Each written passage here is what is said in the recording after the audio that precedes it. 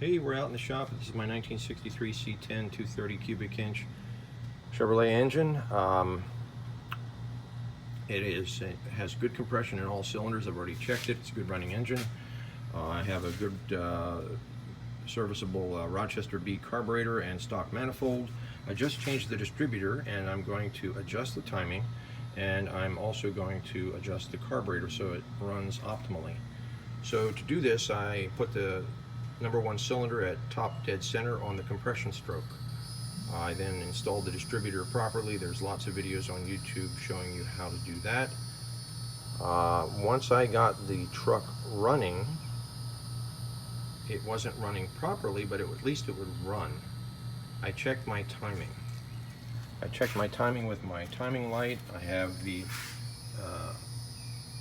induction wire on spark plug wire number 1. And my timing was actually at about 4 degrees after top dead center, which is not what I wanted. So I adjusted my distributor until I got a few degrees before top dead center. The factory manual says 4 degrees before top dead center, but since I have a Pertronix ignition, I cheat a little bit and I go up a little bit on the timing, and it doesn't ping, so I'm good. Now, once I had it before top dead center, I set it about 4 to 6 degrees. I came over and I looked at my tachometer. My portable tachometer said that I was at 600 RPMs. Well, that wasn't high enough. I would like 700, 750.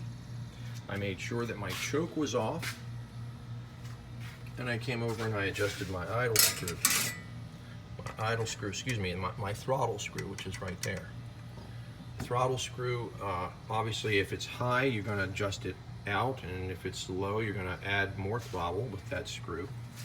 The idle screw over here is actually easy to adjust. You turn it in until the engine starts to stumble, you back it off a quarter to almost a half a turn, and the stumble will go away, and that's a pretty good setting for your idle screw.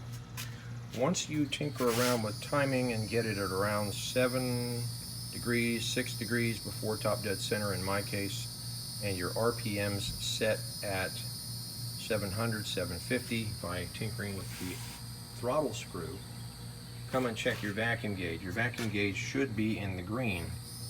You can now adjust your timing to get it higher in the green, as long as your RPMs don't change much. Adjusting your timing, you want it to stay in the green. This is a great tool. If your engine is a bad engine and it's really worn out, you won't ever get it in the green because your engine strokes are just not able to make enough vacuum to make good manifold vacuum. So you're going to tinker around with these 3 things. Hopefully I've covered enough of this that it makes sense. The tachometer is to make sure that your idle is set properly.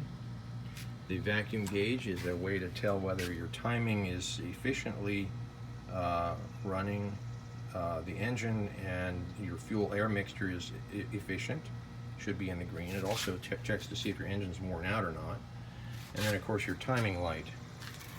Well, once you've done all that, you're going to take it for a test drive. So don't forget, you're going to hook back your manifold, your vacuum line to your distributor. You're going to hook that back up, and you're going to hook up your brake booster here, or suddenly you won't have the brakes that you thought you had. And you're going to disconnect all this stuff and take it for a test drive. Don't forget to tighten down your distributor clamp so that it stays where it's supposed to. When you get back from your drive, check it out again. Make sure that your timing is properly set. Let's see if it starts up.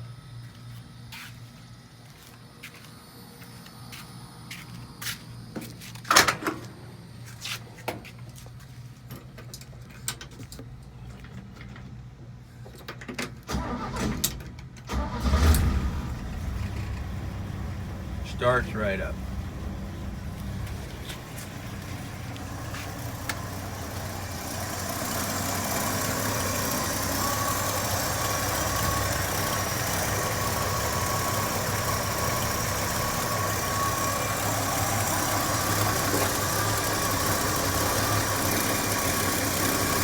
And I'm seeing about 7 degrees before top dead center.